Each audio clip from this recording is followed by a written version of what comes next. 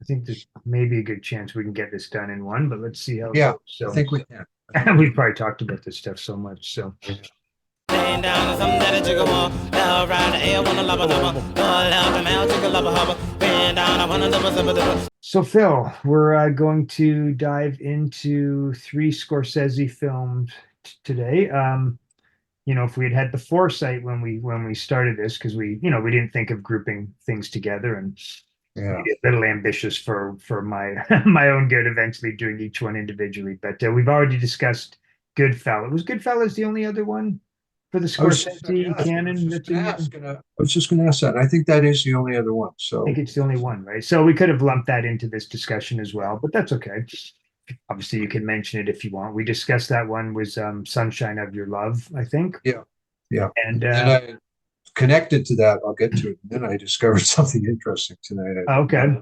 know. Um, and so tonight you're going to do Who's That Knocking on My at My Door, Mean Streets and Taxi Driver. And maybe we should also just mention that I mean, maybe I'll start with a bit of a question. You did the piece obviously on Scorsese, the music in Scorsese's movies way back. I think you like it was it originally for Popped or Rock? I think it was For Popped, Bob, right? for You Bob, didn't do it for someone else first. Okay, so it was for Popped, and that would probably have one of been the around. first. I'm guessing one of the first half dozen popped pieces, probably. Yeah, no, I agree. And well, that was going to be my question. That was going to be sort of my question. My question for you was that the first time? So you wrote that piece, I think, around 97 or somewhere in that Yeah. frame, Yeah. and or 98 maybe. And would that have been the first time you kind of explored the subject of, like, in terms of writing about it, writing about music as you pop music as used in the movies, or had you ever done I anything think prior to that? it probably was as an extended thing. I'm Right. sure I would have made mention a Yeah. couple of Yeah. places. I know, I mean, this is not the same thing, but I remember mentioning in my nerve review of Hannah and her sisters, Woody Allen taking Diane Weiss to a club to see the Canadian band, the Nils, or they weren't named the Nils. It was the Nils, I think, Mm, or the 39 Steps or something. I think it was a yeah. Canadian band. And I made mention of that, how, he sort of made fun of the music, but the band wasn't bad. Right. So Right. Right. I've written about it, but never an extended piece. No. Yeah. Okay. Well, so I guess you're kind of full circle in that way, and that kind of, and obviously we're both crazy about all that stuff, and Scorsese's, maybe the key person in the whole conversation. Yeah. So So I where was do you want to thinking, start with all this? well, let's do them in chronological order. And, I think we'll end up talking much more about the first two. Then there's really not a lot to say about Taxi Driver because you Yeah, got one yeah, song.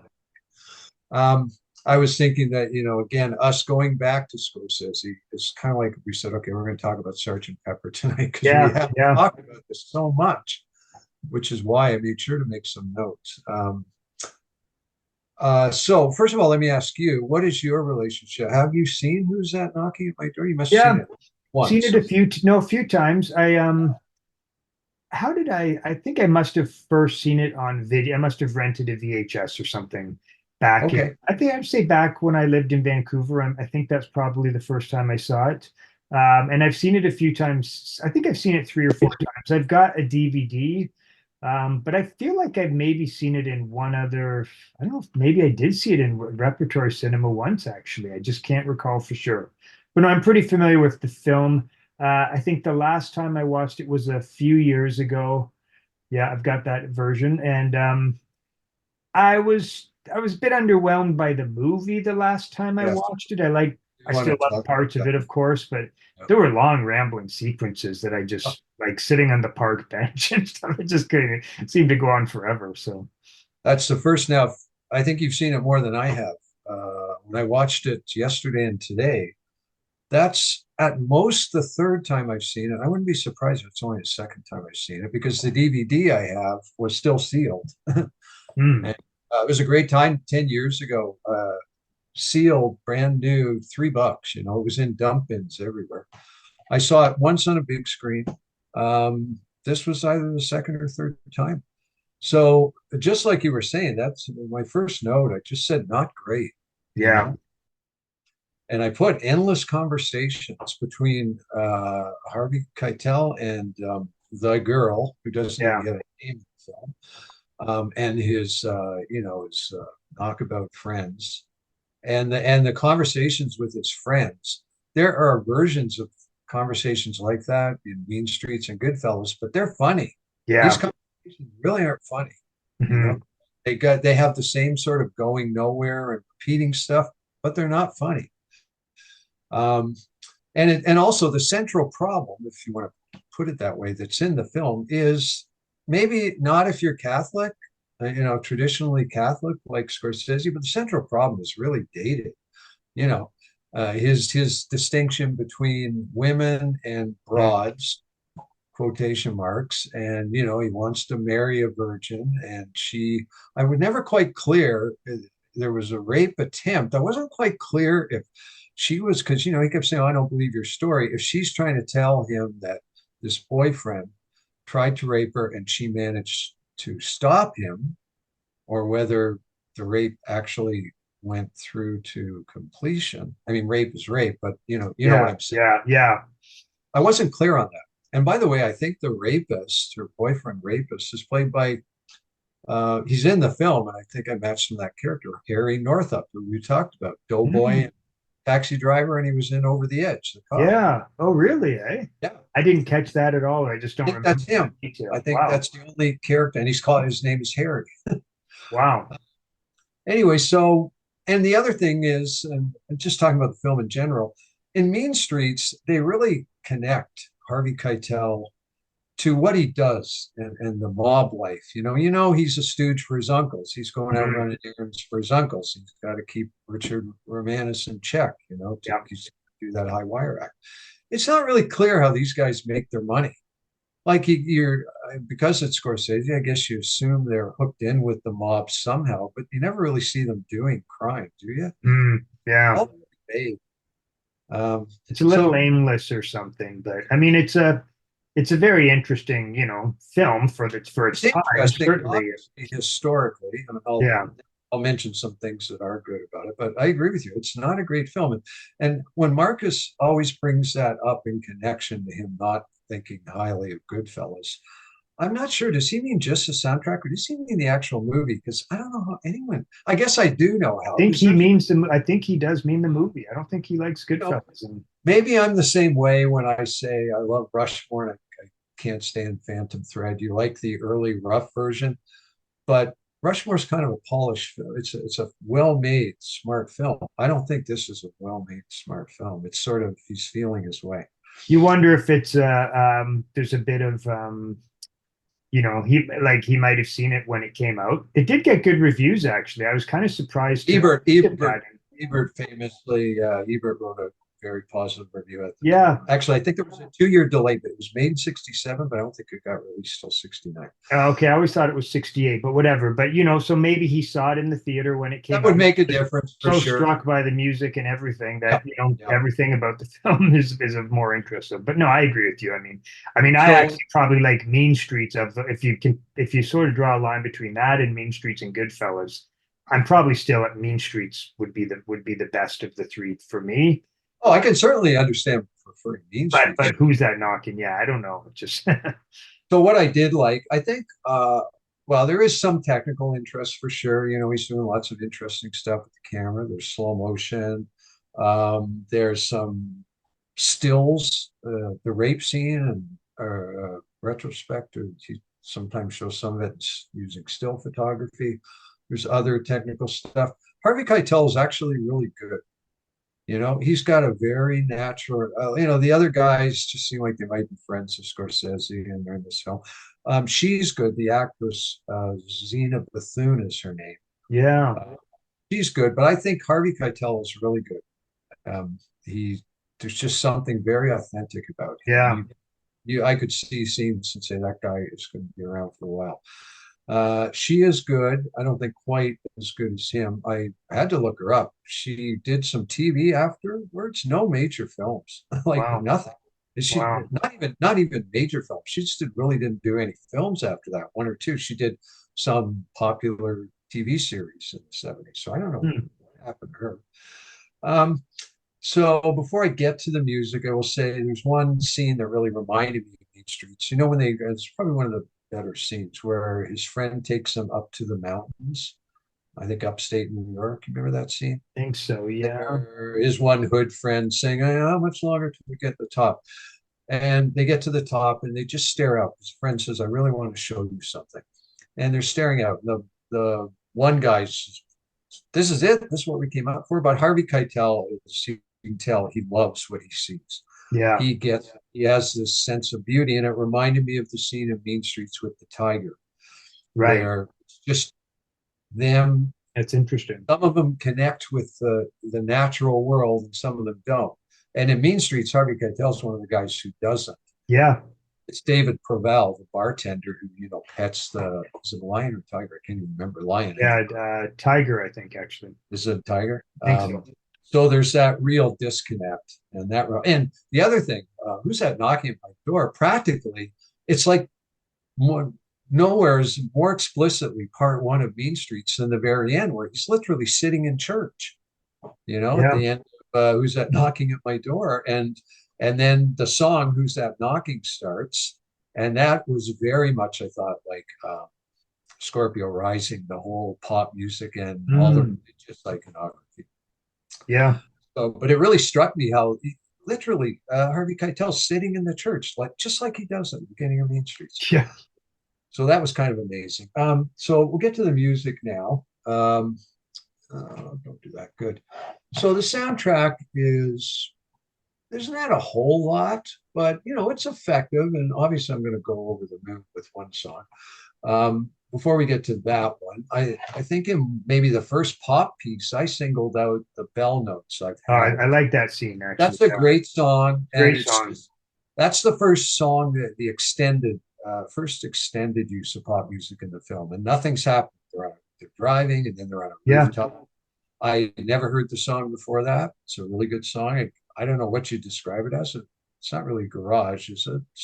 It's kind of between doo-wop and garage almost, or something. Yeah, okay. I think it's doo-wop-y sort of vocals a little bit, but it is a bit more rock and roll too. Like it's got the guitars and stuff, right? So it's should look them up.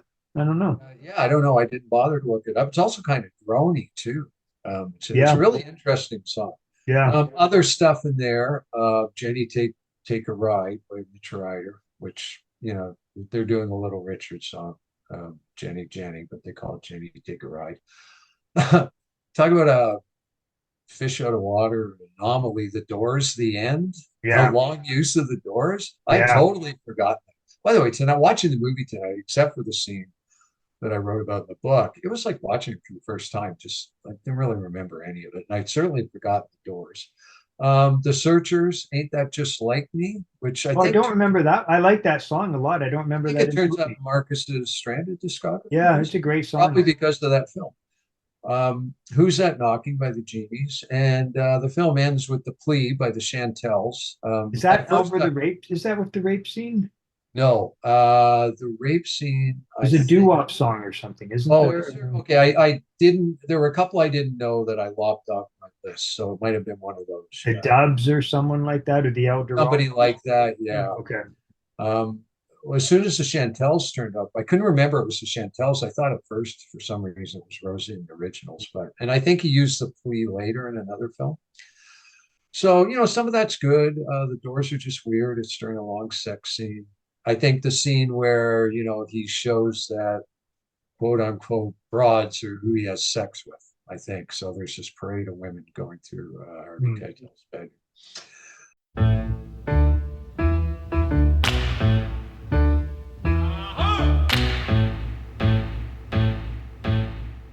The scene I wrote about, it just stands, it is like from another planet. And it's set up. Yeah, it's set up by him telling, she wants to have sex. And he says, he keeps sort of backing off. And then he basically says, I'm old fashioned, call it what you want. I'm old fashioned, but I love you. And then immediately Ray Barretto's El Watusi starts up.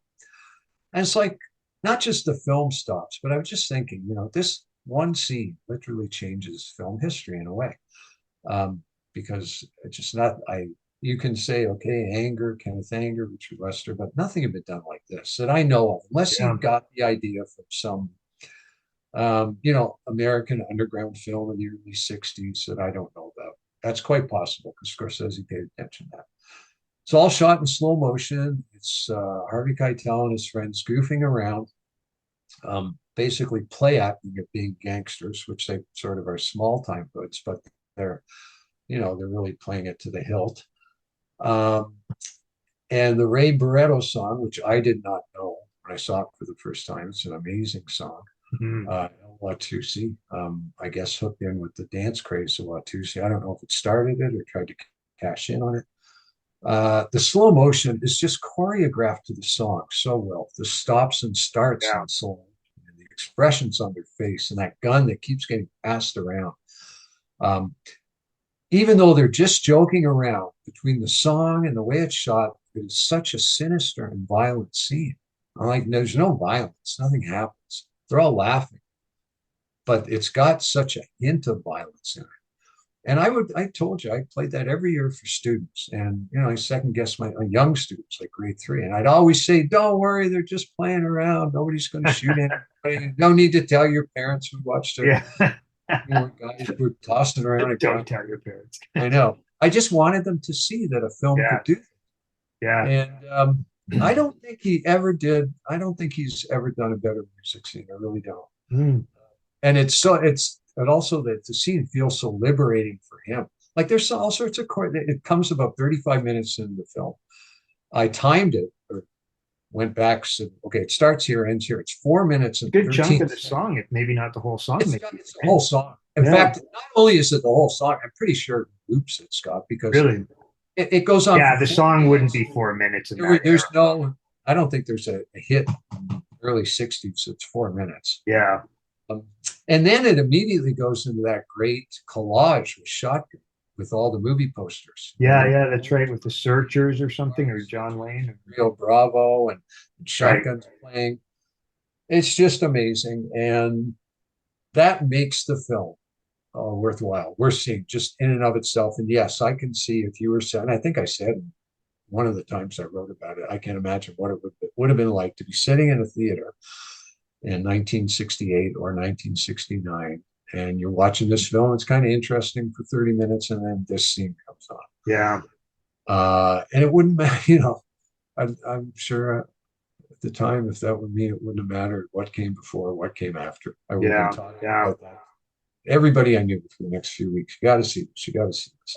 One thing I'd be interested in knowing, if because it is so well choreographed and edited, I wonder if Thelma Schoonmaker was the editor of that. Actually, I should look that up. What? I think he met her on Woodstock, so that's around the time. So the answer would probably be no then, because that Woodstock came after, but I wonder if that's where they met. I'm not sure. That could be where they met, but that tells me she didn't work on Who's That Knocking at My Door. I should have checked. I'll look that up at some point, because I'm curious about that. So, because it's extremely well put together, that scene. The only name I did notice in the credits, I noticed Fred Caruso, who I think was one of Coppola's guys on the two Godfather films. His name looked very familiar. So yeah, that's kind of set Scorsese up for, and I haven't seen, I think he might use The Doors, doesn't he? I think he used the end in a previous film I don't think I've ever seen, The Big Shave, which was the one where Keitel, I think it's Harvey Keitel, or maybe it wasn't, but somebody cuts himself. It's a big metaphor for Vietnam.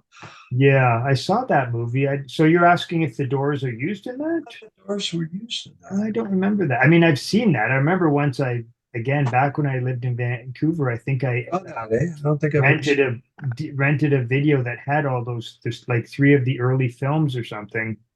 Okay. I don't remember music in that. I didn't think it was music. I mean, the scene I think of course, is the Apocalypse Now. Oh, of course, yeah. I just can't remember, but it seems kind of similar in tone at least, but I just don't remember exactly how that. I could be. I'm quite like I'm totally wrong. I wonder if Coppola, he had, obviously he and John Milius had clear reasons for wanting to use the end. They're obviously aware. I wonder if they thought of this. I don't think so. I honestly think it has a life independent of this film, and Apocalypse Now, but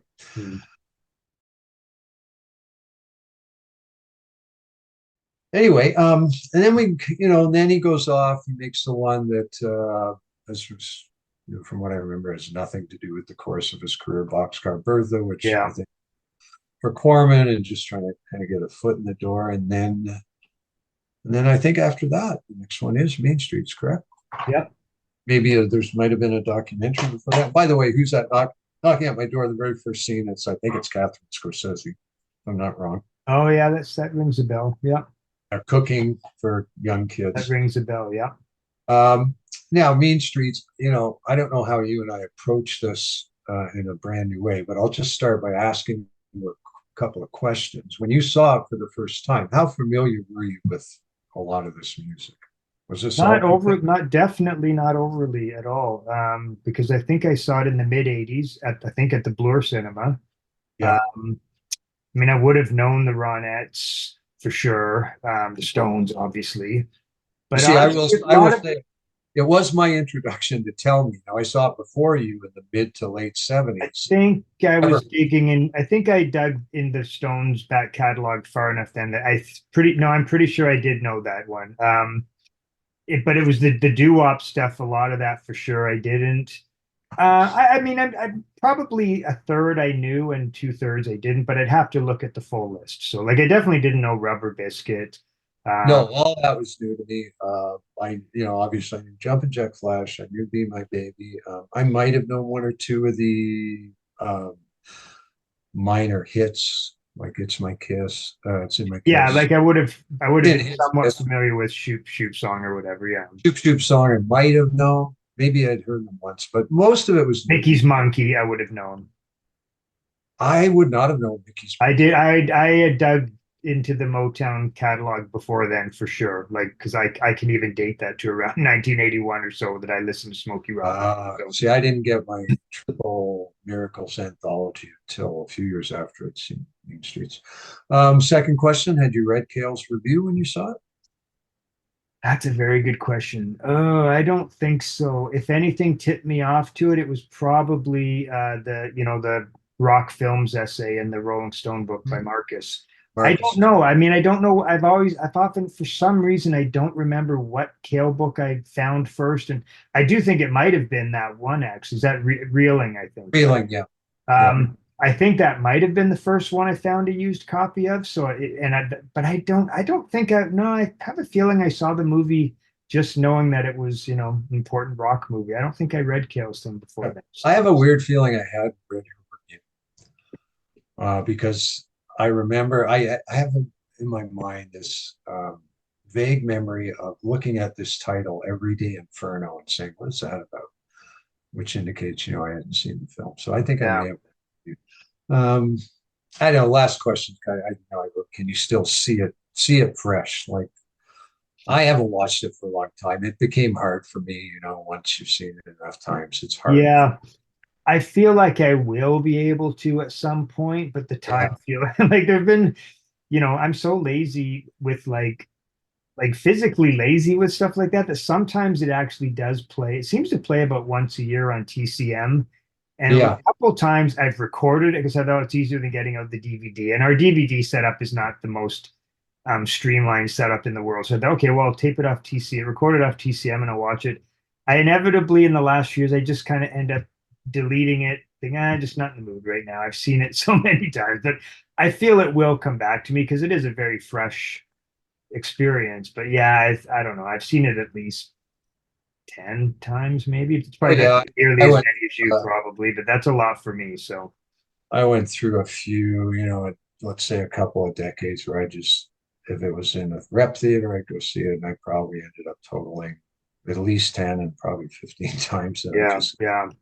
Killed it off. So I singled out 6 songs as I think the 6 key songs in the film, including, the one that I chose for the book, many people might not consider that a key song. I do. So obviously, Be My Baby at the beginning, the 2 Stone songs back to back in the club, first Tell Me with the stripper, and then Jumpin' Jack Flash when Johnny Boy comes into the bar. Please, Mr. Postman is, kind of Oh yeah. unforgettable. The What's a Mook scene. uh, the one I chose, Rubber Biscuit, which I always loved, but when it came time to do the book, I said, "Yeah, I'm going to go with that. I'm not going to go with Be My Baby." Yeah. Um, it's first of all, you get the whole song. You know, I guess you probably do get the entirety of Be My Baby because I forgot they start with the jump cut as he puts his head down, but then you go into the church and the song keeps playing and the home movie. So you do get the whole song. And finally, the other key song for me is Mickey's Monkey, just the way Yeah. it's used, which is kind of amazing. Great. Yeah. So, you know, I don't know how we should address those. Rubber Biscuit, I think it's just an incredible song by the Chips with all these, just, it's one of the weirdest songs in the book, in the movie. Non sequiturs. Yeah, it's the Non weirdest, the strangest sequiturs. one. Oh, yeah. I think there was a time, maybe when I first saw the film, I just thought it was a funny novelty, but now I just think it's an amazing doo-wop song, and it kind of, in some ways, it reoriented my listening from just loving all the slow doo-wop to really paying attention to some of the more upbeat stuff, like the cellos and Speedo by the Cadillacs and all Yeah. that. The two Rolling Stone songs are incredible. Yeah, one thing I'll say about that is the one thing I remember very specifically thinking when I first saw it was like I couldn't believe when Jumping Jack Flash came on because I'm like, oh my God, I can't believe there's another Stone song like that. I just thought that was it just seemed even not being tuned into the whole idea of like music in movies and stuff. I remember just thinking, God, that's so like I wouldn't have used the word brazen, but that's just such a brazen thing to do to not have one Stone song in a great scene, but another one right away. Like I was floored by that. And Jumpin' Jack Flash was definitely the scene when I left the movie the first time that just stuck like so clear in my mind. I just said, wow, I've just got to, I've got to see this again some way, somehow. So it is so perfect because he's doing the voiceover, he's communing with God. And then he says something like, so I asked for absolution, and this is what you send through the door. Okay, so be it. And that's where Johnny Boy walks in, De Niro with the two women. He's arm in arm, slow motion. And I always found it amazing that I'm sure he did stuff with the audio because there's this stuff going on that's not the song. yeah, It's weird. It's really like it is a version of hell because you hear these voices, these weird kind of disembodied. weaves in and out a bit, I guess, or Yeah, and it is so memorable. Tell Me is where he gets on stage with the stripper, and he gives that really great speech about how attracted he is to her, but he says, "But she's black," you yeah. know, and it captures his world so well. Um, so I don't know if what else. I don't have anything else to say about those two songs. "Be My Baby" is incredible, mostly because of, I think, for me, the jump cut shot of him putting his head back in the Mm, pillow. yeah. He goes to the window, he hears the siren, and then the famous drum thing starts, which I didn't know at the time was so ubiquitous. Somebody posted a video on ILM last week. It's some new British band that's being talked about. I didn't like them at all. Anyway, I clicked on the first video because I liked the guy that posted it, and immediately it was the Hell Blaine drum riff, and Yeah. then some sort of it sounded like a real 80s throwback. So yeah, that's incredible. The other two I singled out were you want to say anything about Please Mr. Postman? Because I think that was always your favorite, wasn't it?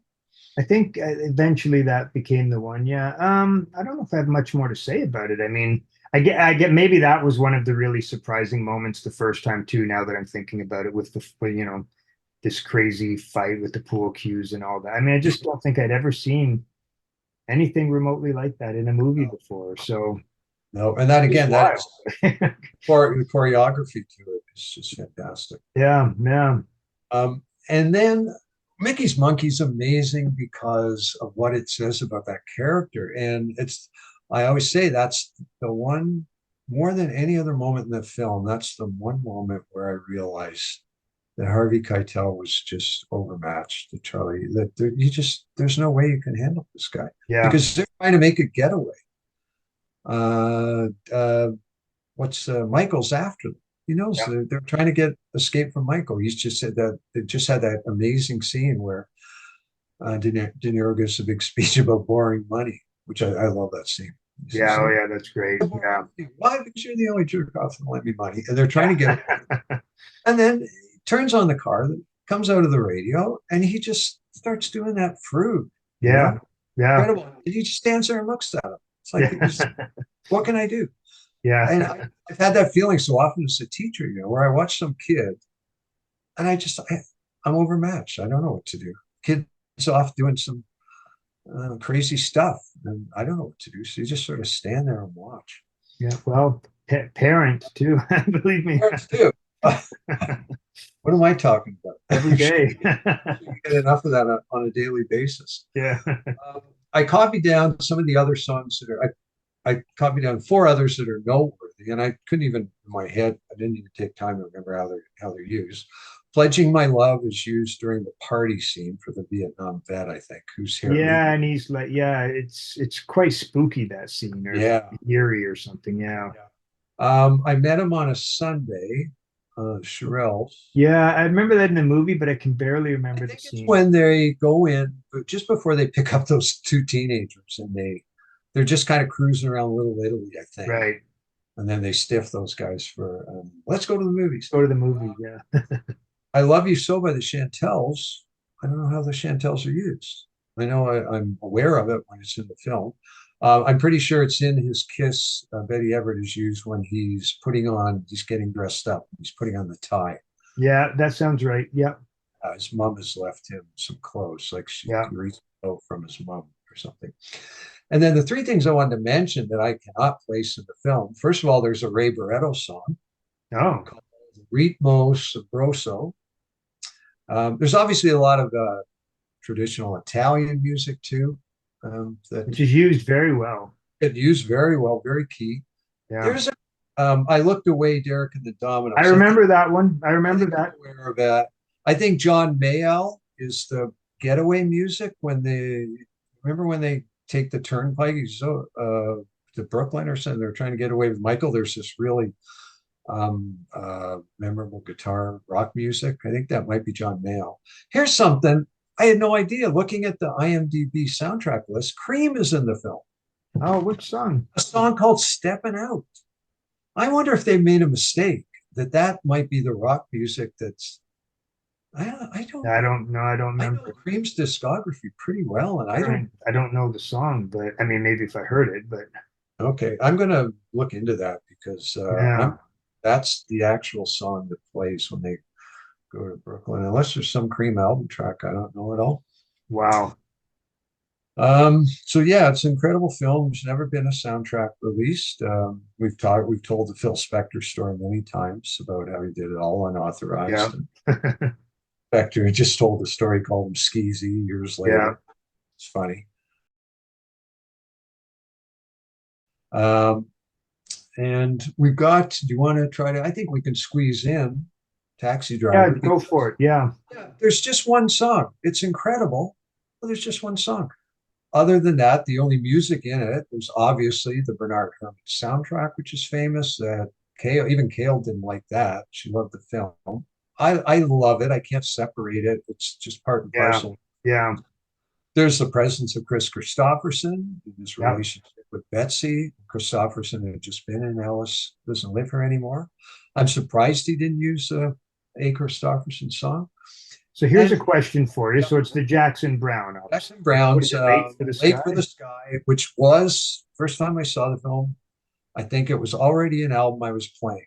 Okay, because that was my question was going to be, so when the first time you saw Taxi Driver, were you struck by that song?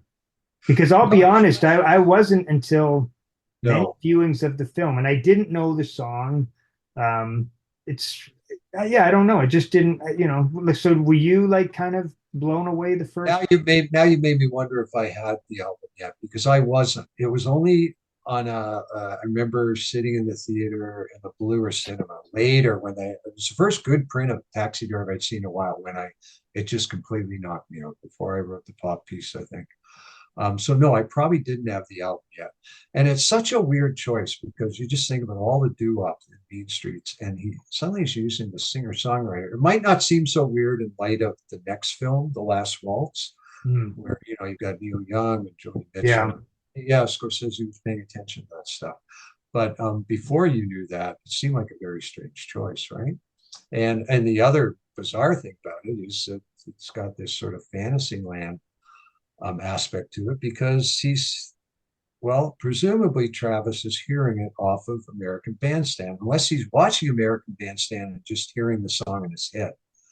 Because that That's would a never, good point. Yeah, I don't know. no way teenagers would be dancing to that in American Bandstand. I just don't see it.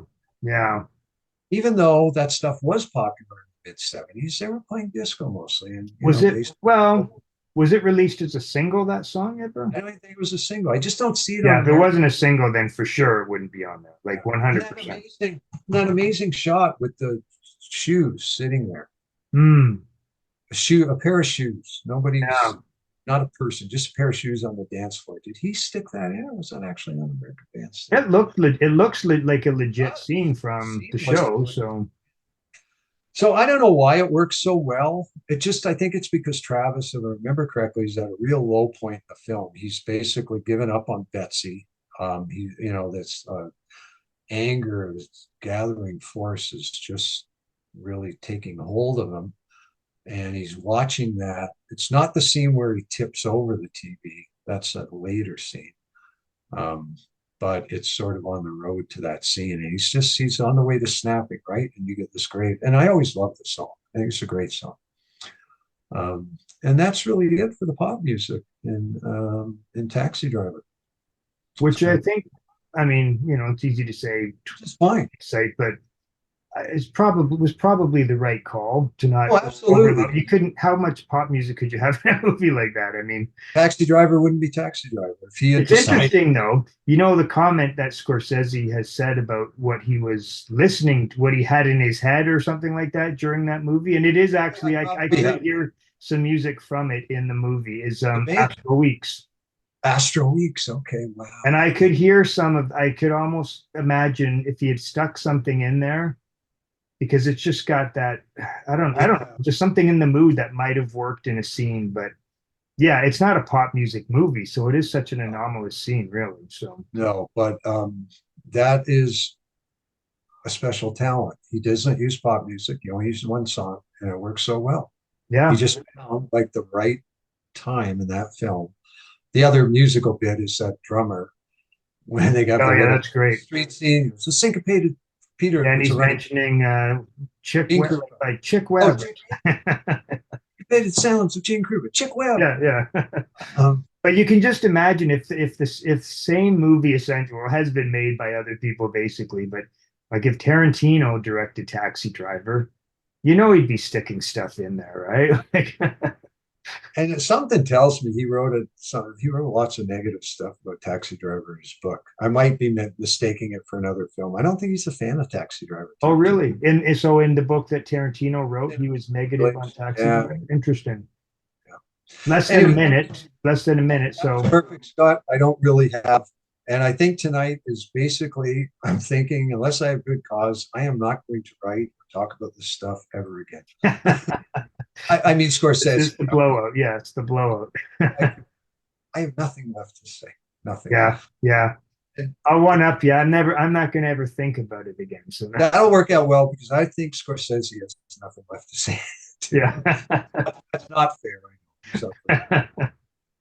He's got more left to say than I can, put it that way. Okay, so we got 2 more to go, Scott. Excellent. Well, thanks, Phil. That was good. Okay. Take care, and I'll see you next time. Talk again soon. Bye-bye.